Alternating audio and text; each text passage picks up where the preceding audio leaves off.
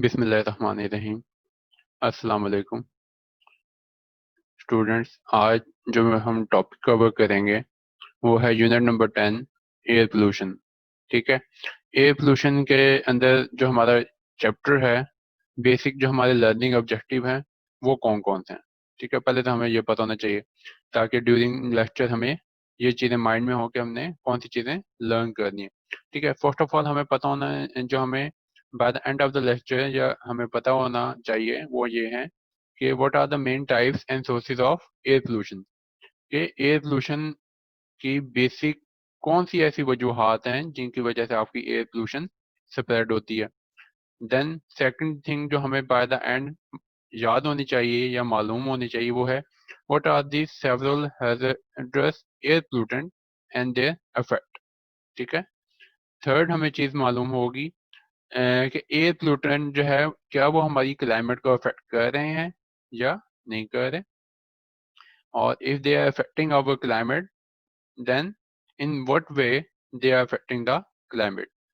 Then how human health is affected by such pollutant, mean what sort of diseases human beings are being suffered by such pollutant, how can we reduce air pollution, what are the mechanism and the policies through which we can solve the problem of this air pollution.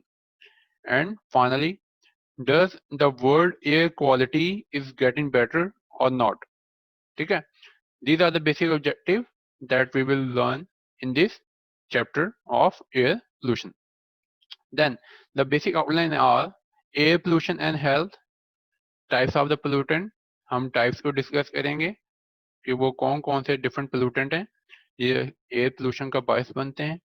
Then there are different natural man-made air pollution. कुछ जो हैं जो natural resources हैं, natural way हैं air pollution के, जैसे volcanic eruption होगी उसमें बहुत सारी टॉक्सिक गैसेज जो है वो रिलीज होती हैं, तो वो एयर पोल्यूशन का बायस है, इसको हम इन डिटेल देखेंगे. इसी तरह human man made air pollution है. ठीक है, और 6 मेजर पोल्यूटेंट है, इसमें फिर प्राइमरी और सेकेंडरी एयर पोल्यूशन शामिल हो जाएगी, और कन्वेंशनल पोल्यूटेंट है और अनकन्वेंशनल पोल्यूटेंट है. दोनों का बेसिक डिफरेंस वैसे तो हम डिस्कस करेंगे, लेकिन मैं एक यहाँ पे आपको बता देता हूँ. कन्वेंशनल पोल्यूटेंट वो हैं जो कि रेगुलाइज हैं, जो कि गवर्नमेंट जो है जिनके मुतालिक पॉलिसीज बनाती है कि ये कितने % रिलीज होनी चाहिए एयर में, इस पे कंट्रोल होना चाहिए. ठीक है, इस पे प्रॉपर मैकेनिज्म डेवलप हुआ हुआ, जबकि अनकन्वेंशनल के ऊपर अभी इस तरह से कोई इतना कंट्रोल नहीं है, कोई रिस्ट्रिक्शन नहीं है. ठीक है, इंडोर पोल्यूशन कौन कौन सी है, किस तरह से इंडोर पोल्यूशन होती है, क्लाइमेट एंड टोपोग्राफी क्या है, इफेक्ट ऑफ एयर पोल्यूशन क्या है हमारी क्लाइमेट पे, हमारी हेल्थ पे, हमारे इकोसिस्टम पे क्या इफेक्ट आ रहा है, फिर पोल्यूशन कंट्रोल क्या है, किस तरह से इसको एयर पोल्यूशन को कंट्रोल किया जा सकता है, कैसे इसको रिड्यूस किया जा सकता है, कैसे इसको मैनेज किया जा सकता है. ठीक है, और कंक्लूजन है, और कंक्लूजन में हम इसी पूरे यूनिट को एक दफ़ा ओवरव्यू करेंगे, और जो हमारे बेसिक ऑब्जेक्टिव हैं उनको भी एक दफ़ा देखेंगे क्या हमने वो ऑब्जेक्टिव लर्न किए हैं या नहीं किए. अब अपने टॉपिक पे आ जाते हैं. ठीक है, एयर पोल्यूशन एंड हेल्थ. ठीक है, एयर पोल्यूशन में होता क्या देखा जाए ना, तो असल में एयर हमारी जो है ना अल्लाह ताला की तरफ से बहुत अच्छी नेमत है, जिसको हम जो है ना टेक केयर नहीं कर रहे. ठीक है, जब तक आपकी एयर क्लीन है, आप हेल्दी लाइफ जो है वो स्पेंड कर रहे हैं, आपको कोई डिजीज नहीं हो रही है, कोई प्रॉब्लम नहीं हो रही है, कोई रेस्पिरेटरी इशू नहीं है, कोई लंग्स का प्रॉब्लम नहीं है.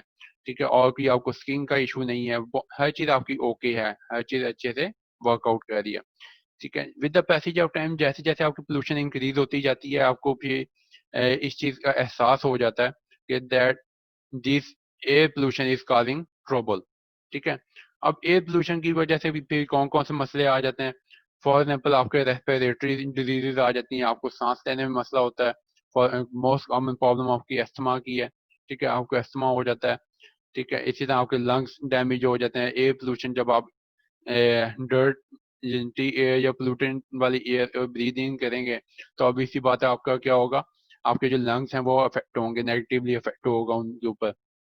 फिर इसी तरह आपका चेस्ट पेन होगा, आपका ड्राई थ्रोट होगा, कफिंग होगी. हेडेक होगा, नोजिया होगा, ठीक है। ये सारे क्या है आपकी एयर पोल्यूशन की वजह से आपके ऊपर हेल्थ के ऊपर इफेक्ट आ रहा है, ठीक है। फिर इसी तरह आपका क्या है, फटीग इंक्रीज हो जाएगी, आप जल्दी थक जाएंगे क्योंकि आपको हवा में जो अच्छी ऑक्सीजन है वो अवेलेबल नहीं होगी, ठीक है। ठीक है, इसी तरह आपकी जो परफॉर्मेंस है वो भी लो हो जाएगी। अगर आप अच्छी हेल्दी इन्वायरमेंट में सांस लेंगे तो आपकी सेहत अच्छी होगी, आप ज़्यादा वर्क करेंगे।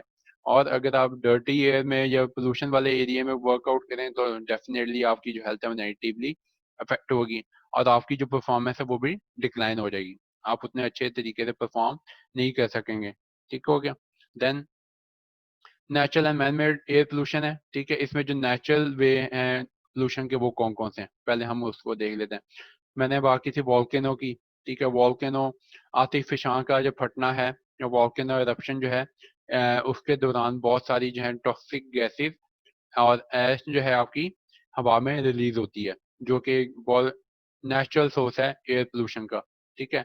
इसको कंट्रोल उस तरह से करना पॉसिबल नहीं है, ठीक है, क्योंकि नेचुरल वे है, डिजास्टर है एयर पोल्यूशन के लिए।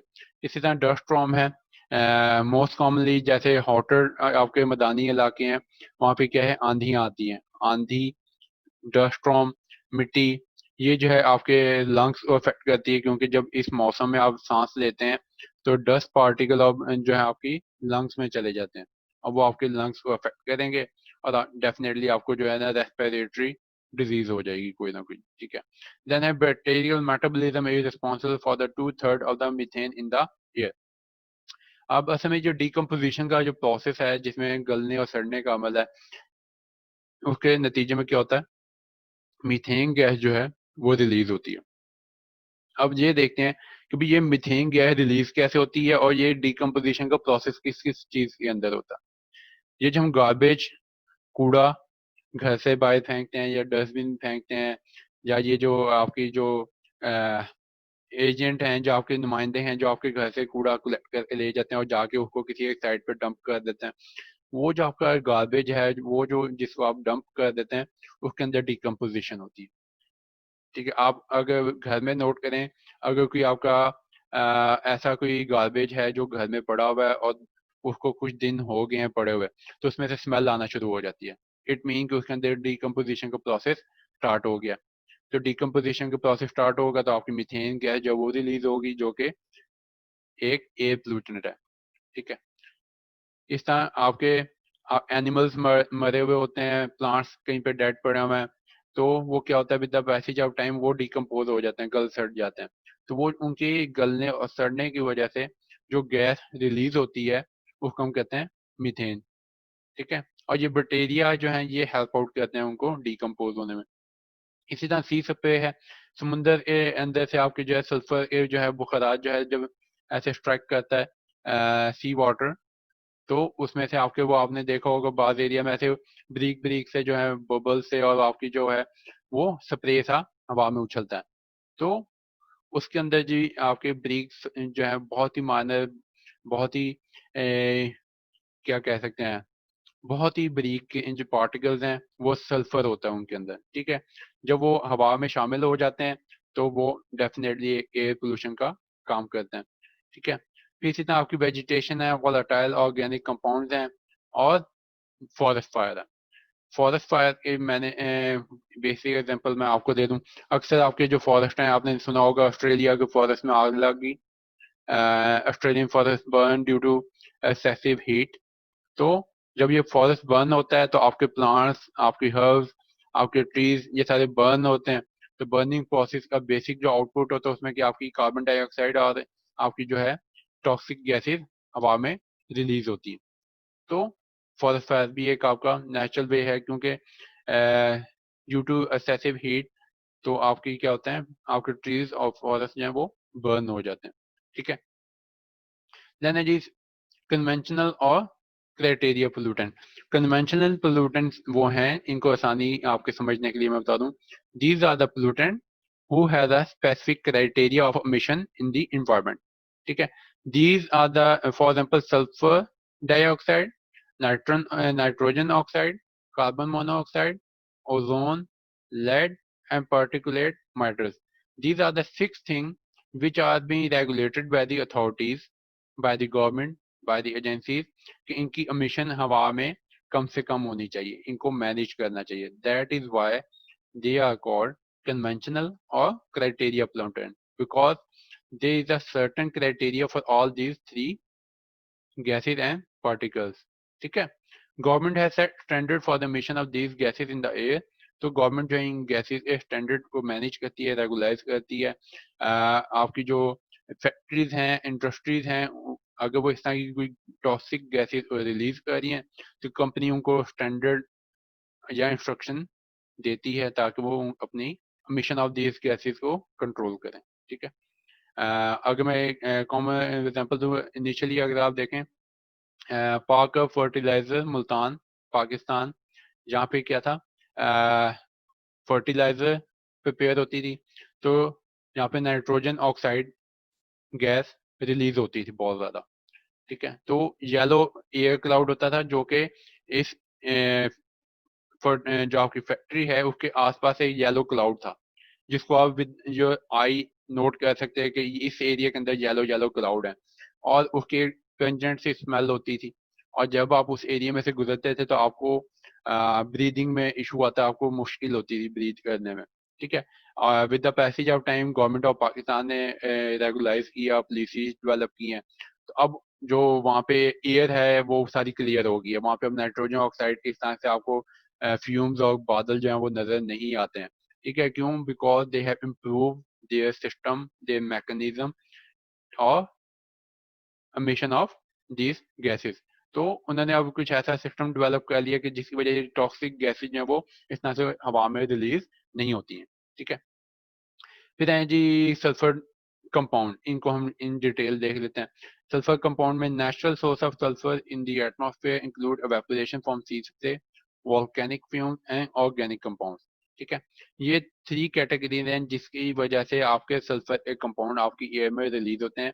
सी सबसे का मैंने आपको बताया, वोल्केनिक फ्यूम्स वही हैं जो कि आपके वोल्केनिक एरप्शन के अंदर आपकी गैसेस निकलती है, उसमें one of the compound is of sulphur compound. ठीक है, ऑर्गेनिक आपके कंपाउंड हो गए हैं, तो ये आपके सारे क्या हैं, रिस्पॉन्सिबल हैं for the emission of sulphur compound in the air. Major form of anthropogenic sulfur is sulfur dioxide from fossil fuel combustion, coal and oil, and smelting of sulfur ores, sulphide ore। ठीक है, अब होता क्या है, यहाँ पे आपने जो बर्निंग प्रोसेस है उसके अंदर आपकी जो गैसेज रिलीज हो रही होती है, कार्बन डाइऑक्साइड रिलीज हो रही होती है, सल्फर रिलीज हो रही होती है। ठीक है, और इस तरह की गैसेज रिलीज होती हैं, तो ये सारी आपकी क्या है, सल्फर के कंपाउंड हैं जो कि एक एयर पोल्यूटेंट का बायस बनते हैं। इसी तरह सल्फर अगर कोई और ओज है, सल्फाइड है, उसका आप कोई रिएक्शन करते हैं किसी कंपाउंड या एलिमेंट के साथ, तो उसके रिजल्ट में भी आपकी सल्फर गैस जो है वो रिलीज होती है। ठीक है, sulphur dioxide is acidic gas which react with water vapour in air to cause acid rain. ठीक है, अब एसिड रेन होती क्या है? First of all acid rain ये है जिसके अंदर पानी का जो आपकी पीएच है वो नॉर्मल से डेविएट कर जाती है। ठीक है, उसकी एसिडिक नेचर हो जाती है। इन सिंपल वर्ड, पानी की जो है वो अंदर तेजाबियत इंक्रीज हो जाती है।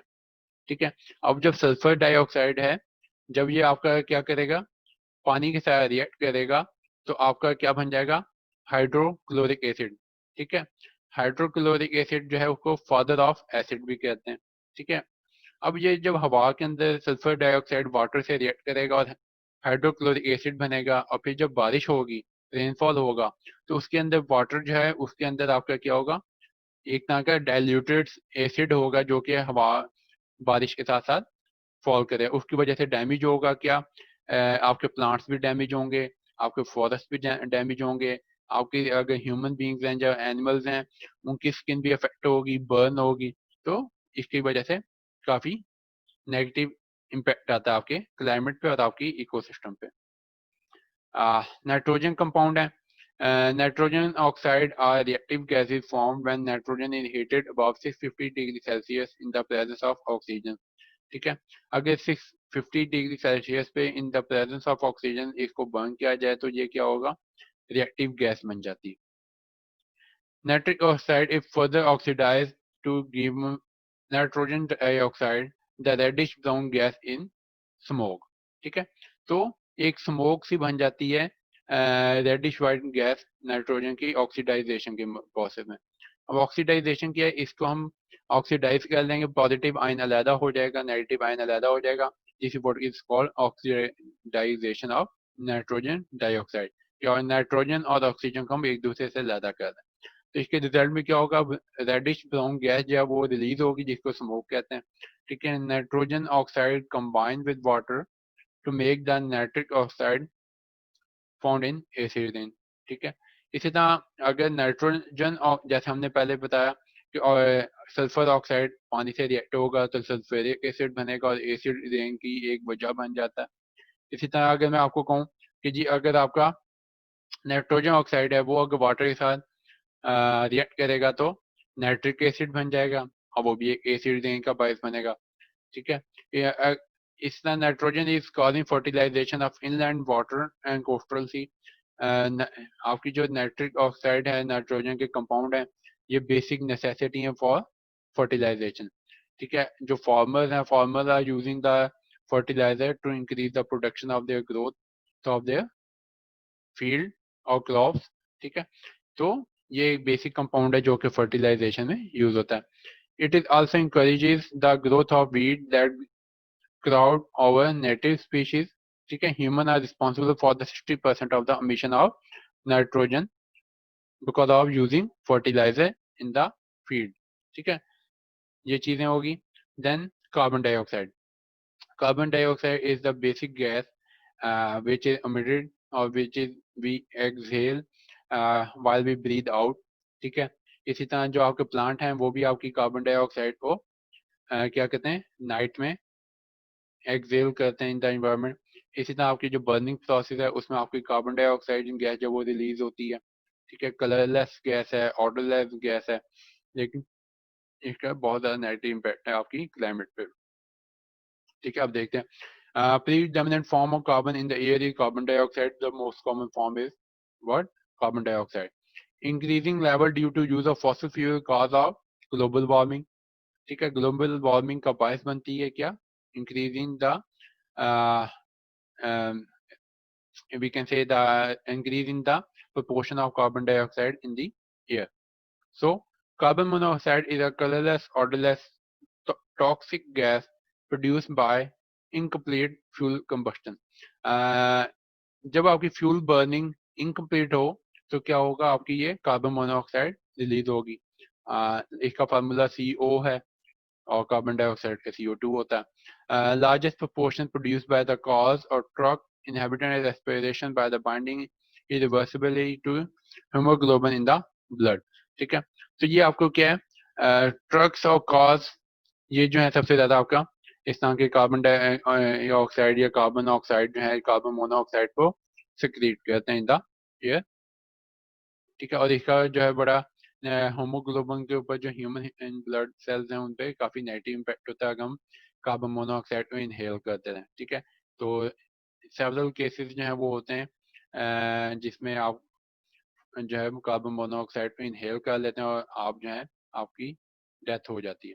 ठीक है, specially in winters when we burn heaters और ड्यू टू एनी रीजन आपके हीटर जो है वो उनकी पीछे गैस बंद हो जाए और दोबारा ऑन हो जाएंगे तो मीथेन गैस आपके रूम में फिल हो जाएगी, देन उसकी वजह से भी काफी डेथ हो जाती है। So be careful during winter while you use heater in your rooms. ठीक है, पार्टिकुलर मैटर देखें, पार्टिकुलर मैटर जो है ये बहुत ही सस्पेंडेड पार्टिकल्स होते हैं। अगर आप इस चीज को ऑब्जर्व करना चाहते हैं, आप ये देखें अगर किसी विंडो से सनलाइट आ रही है तो सनलाइट का आप अगर नोट करें तो उस सनलाइट के अंदर आपको ब्रीक ब्रीक से बहुत ही फाइन पार्टिकल्स आपको मूव करते हुए नजर आएंगे। These are called particular matter. For example अगर आप हवा के अंदर अपना एयर बॉडी स्प्रे या एयर परफ्यूम वगैरह लेके उसको हल्का स्प्रे करते हैं तो आप फील करेंगे उसमें ऐसे बहुत ही ब्रीक फाइन पार्टिकल जो है ना ऐसे स्प्रेड होते हैं। These are called particular matter because these particle are suspended in the air. ठीक है, और they move with the wave of the airflow। ठीक है, solid particle liquid droplets suspended in a gaseous medium। Atmospheric aerosols are usually called particulate matter including ash, soot, lint, smoke, pollen, spores। ठीक है। ये सारी जो है ये सारी कैटेगरीज हैं एरोसोल की, ठीक है। ये सस्पेंडेड पार्टिकल होते हैं, जैसे पोलन एलर्जी है, ठीक है। पोलन बास लोगों को, तो उसमें क्या है, पोलन ग्रेन्स जो है क्योंकि बहुत फाइन होते हैं और बहुत लाइट वेट होते हैं, तो वो sometime move with the air, हवा के साथ मूव करते हैं, तो this is called aerosol. Aerosol reduce visibility, आपकी विजिबिलिटी रिड्यूस हो जाती है, specially when you are driving a car. तो अगर आपकी इस तरह के सस्पेंडेड पार्टिकल बहुत ज़्यादा हैं एयर के अंदर, तो आपको विजिबिलिटी आपकी नेगेटिवली अफेक्ट होगी, ठीक है। फॉर एग्जाम्पल अगर आपका डस्ट स्टॉर्म है, आंधी चल रही है, something like that, it is difficult for you to drive in this sort of situation, ठीक है।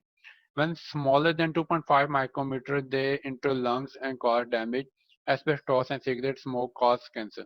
So this is a common problem for smokers. When these sort of small micrometer, 2.5 micrometer in size, when they enter in your lungs, they damage your lungs. ठीक है। Asbestos और cigarette का जो धुआं है, when we inhale that, तो इसका impact हमारे लंग्स को नेगेटिवली अफेक्ट करेगा, और there is a possibility that we will suffer a lungs cancer, ठीक है। So avoid smoking cigarette, have a healthy life.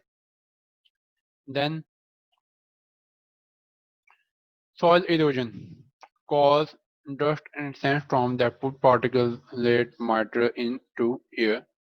Dust can travel thousands of kilometers. Dust from the Sahara regularly end up in Miami, Florida, and dust from China Gobi Desert end up in Seattle. Some benefit of this movement of particulate matter and nutrient from Africa fertilize the Amazon basin. ठीक है। अब देखें जी, ये China के particle जो हैं, dust particle, वो आपके जा रहे हैं सियाटल तक, और आपके जो है सहारा डेजर्ट के जो आपके हैं वो मियामी और फ्लोरिडा तक आपके पार्टिकल जा रहे हैं। It mean they travel thousand of kilometre, ठीक है, flow and fly with the air. लेकिन देयर आर सर्टेन बेनिफिट, के बेनिफिट क्या है कि जो आपके अफ्रीका के फर्टिलाइज हैं वो अमेजोन के जो है फॉरेस्ट को फर्टिलाइज वगैरह करने में भी हेल्प आउट करते हैं, but these particles are beneficial and they can even do harm to our climate or to our health. Human health suffers from exposure. Cities with high particulate had a higher death rate. Dust also carries bacteria, viruses, fungus, pesticide, herbicide and heavy metal. ठीक है। अब देखा जाए तो dust particle जब आपको इतना travel कर रहे हैं, तो अब इतने ज्यादा आपके वायरसेस भी स्प्रेड होंगे, ठीक है। वी कैन से दैट कि अगर कोई एक वायरस एक ऐसा है जो कि एयर के साथ स्प्रेड होता है, ठीक है। कोई वायरस है जो कि वाया एयर या वाया डर्टी एयर आप ब्रीदिंग करेंगे तो आप में भी वो वायरस आ जाएगा, तो you can suffer the same disease. तो अगर कोई एक डिजीज आपकी चाइना में स्प्रेड हुई है इन सच वे, तो वो जो है देयर इज अ पॉसिबिलिटी वो वायरस जो है सियाटल तक स्प्रेड होगा, ठीक है, बिकॉज दैट वायरस जो है वो फ्लो करेगा एयर में और सियाटल तक चला जाएगा, ठीक है। तो दीज आर द वे। अब ये जो इस तरह के जो वायरसेस हैं वो भी आपके एयर के साथ स्प्रेड होते हैं।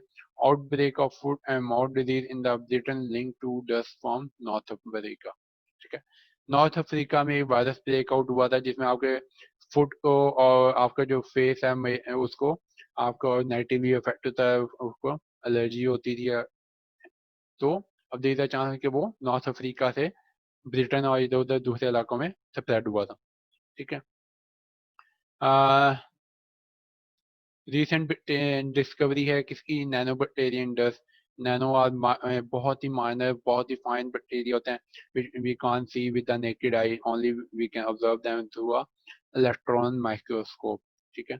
तो वो ये जो बैक्टीरिया है ये भी आपका कॉज है डिफरेंट डिजीज को स्प्रेड करने में।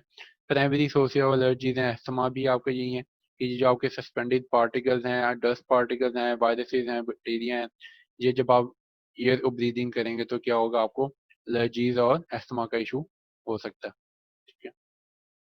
इसी तरह मेटल्स हैं आपके, metal many toxic metals occur as a trace element in the fuel specially coal, ठीक है। मेटल्स के ज़्यादातर एलिमेंट जो पाए जाते हैं फ्यूल में पाया जाता है, आपके पेट्रोल में, वुड में, कोल में, और ऐसी जो आप चीज़ें बर्न करते हैं उसमें होता है। Lead 2/3 of the metallic air pollution, ठीक है।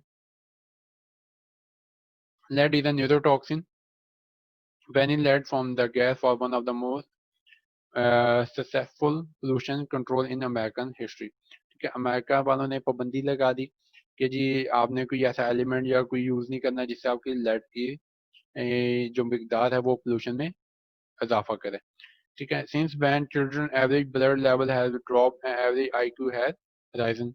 तो जो साइंटिस्ट हैं उनकी ऑब्जर्वेशन के मुताबिक ये है कि जब से ये पाबंदी लगाई गई है हमें वहाँ के लोग जो स्टूडेंट्स हैं वहाँ के जो चिल्ड्रन हैं उनका इंटेलिजेंस लेवल जो है वो क्या हो गया, इंक्रीज हो गया, बेटर हो गया।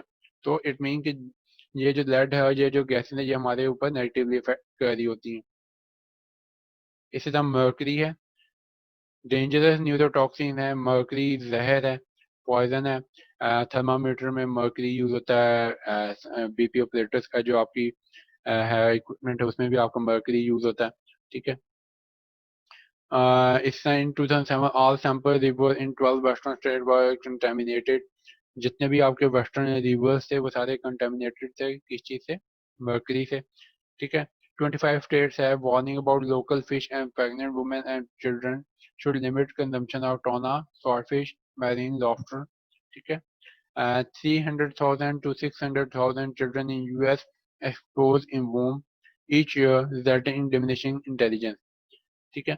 तो अब ये मर्करी जो है ये क्या है, आपके अगर वाटर में मर्करी है या इस तरह की इसकी मिकदार मौजूद है तो आपकी जितनी भी फिशेज हैं वो इससे अफेक्ट होंगी। अब जैसे ये केस है जहाँ पे अमेरिका के अंदर बहुत सारी स्टेट्स के अंदर पाबंदी लगा दी गई कि there are certain types of fishes और sea food which you should avoid to have, like tuna, saltfish, Marlin, lobster.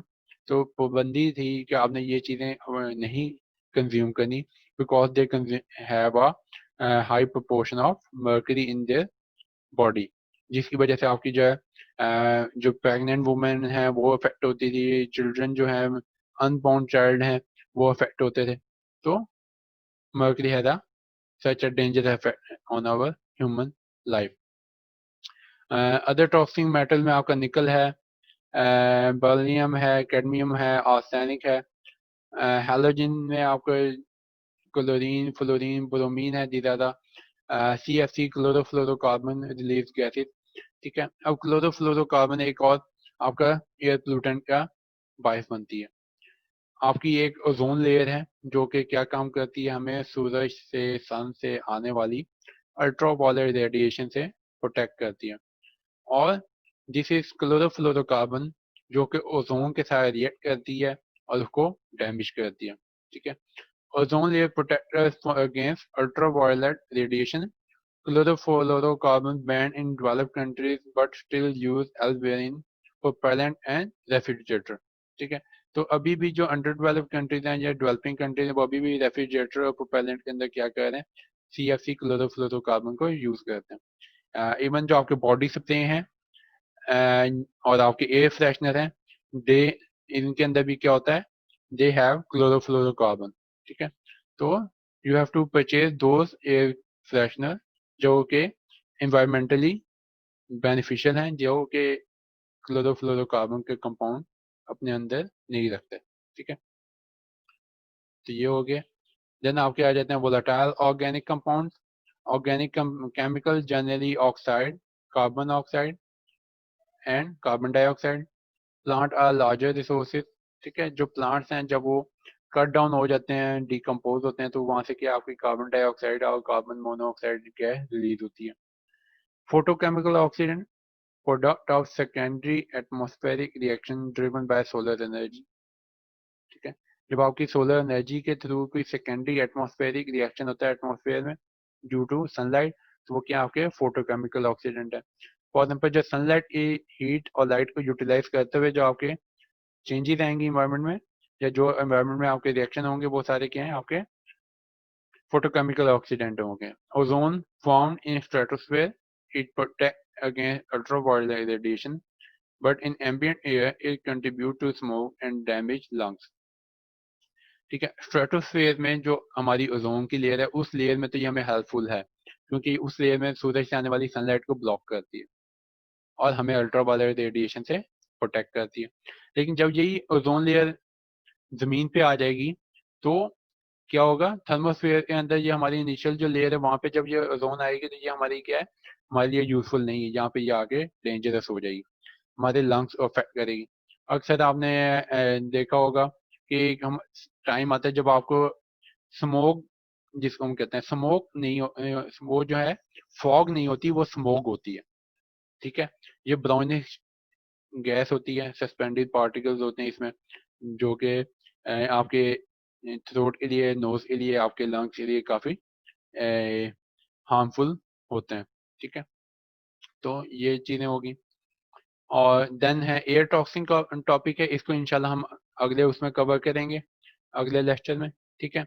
अब मैं आपको एक ओवरव्यू दोबारा से आज का देख लेते हैं कि हमने आज के अंदर कौन कौन सी चीज़ों को डिस्कस किया। हमने फर्स्ट ऑफ ऑल चीज़ें जो देखी, हमने देखा कि जी एयर पोल्यूशन होती क्या है, कौन कौन से पोल्यूटेंट हैं जिसकी वजह से एयर पोल्यूशन जो है वो इंक्रीज हो रही है। 6 हमने क्राइटेरिया पोल्यूटेंट देखे जिनको हम कन्वेंशनल पोल्यूटेंट भी कहते हैं, जिनमें आपके कार्बन डाइऑक्साइड थी, आपकी नाइट्रोजन ऑक्साइड थी, सल्फर ऑक्साइड थी, आपकी लेड थी, आपके पर्टिकुलेट मैटर्स थे, ठीक है। ये सारी क्या आपके सल्फर के कंपाउंड्स हैं। ये सारे 6 आपके क्या हैं, क्राइटेरिया पोल्यूटेंट है जिसकी वजह से आपकी एयर जो है पोल्यूट हो रही है, ठीक है। इसी तरह आपके मैंने डिस्कस किए यहाँ पे पार्टिकुलेट मैटर है, ये वो सस्पेंडेड पार्टिकल्स होते हैं जो कि हवा में आपको, अगर आप ऑब्जर्व करना चाहें तो समटाइम आपको फील होता है कि these are suspended particle in the air, जिसकी मैंने आपको एग्जांपल दी कि अगर आपकी सनलाइट किसी विंडो से आ रही है तो आप अगर उस सनलाइट को ऑब्जर्व करें तो आपको फील होता है कि हवा के अंदर कुछ पार्टिकल्स हैं जो कि ऐसे मूव कर रहे हैं हवा के साथ साथ, these are called suspended particles, ठीक है। तो ये सारी चीजें आपके ह्यूमन हेल्थ के ऊपर अफेक्ट कर रही होती हैं, आपकी इकोसिस्टम को अफेक्ट कर रही होती हैं, ठीक है। फिर इसके अंदर मैंने आपको बताया कि आपके वॉल्केनिक एरप्शन होती है। वॉल्केनिक एरप्शन में क्या होगा, टॉक्सिक गैसेज हैं जो कि हवा में रिलीज होती हैं, कार्बन के कंपाउंड हैं, सल्फर के कंपाउंड हैं, और आपके पर्टिकुलर मेटल्स हैं जो कि हवा में रिलीज होते हैं रिएक्शन के जरिए, जो कि पोल्यूशन का बायस बनते हैं। इसी तरह नाइट्रोजन ऑक्साइड में, नाइट्रोजन कंपाउंड में हमने देखा कि 60% ऑफ ह्यूमन जो इंक्रीज इन है pollution of nitrogen oxide in air, humans are responsible for that because we are using nitrogen oxide as a fertilizer के तौर पे हम इसको यूज कर रहे हैं, और ये हमारी क्या है, क्रॉप्स की ग्रोथ इंप्रूव करने के लिए, या हमारी जो दूसरी फील्ड को अगर हमने प्रोडक्शन इंक्रीज करनी है तो वहाँ पे हम इसको फर्टिलाइजर के तौर पे यूज कर रहे हैं, हमारे जो फार्मर्स हैं वो इसको यूटिलाइज कर रहे हैं, और अल्टीमेटली ये जो फर्टिलाइजर है ये फिर इसका इम्पैक्ट आता है हमारी environment पे, because it cause air pollution, ठीक है। इसी तरह हमने क्लोरोफ्लोरोकार्बन को देखा, हमने स्मोक को देखा। क्लोरोफ्लोरोकार्बन क्या है, ओजोन लेयर के साथ रिएक्ट करती है और इसको डैमेज करती है, ठीक है। ओजोन लेयर के डैमेज होने से क्या होगा, जो अल्ट्रावायलेट रेडिएशन है वो हमारी बॉडी पे नेगेटिवली इफेक्ट करेंगी, which can cause skin cancer और any other sort of cancer, ठीक है। तो ये डिफरेंट हमने ये टॉपिक को आज कवर किया, तो उम्मीद है आप लोगों को समझ आ गई होगी इस टॉपिक की। If you have any question और query you can comment and ask, ठीक है। Do like, share and subscribe. Thank for watching, see you tomorrow, have a good day, अल्लाह हाफिज।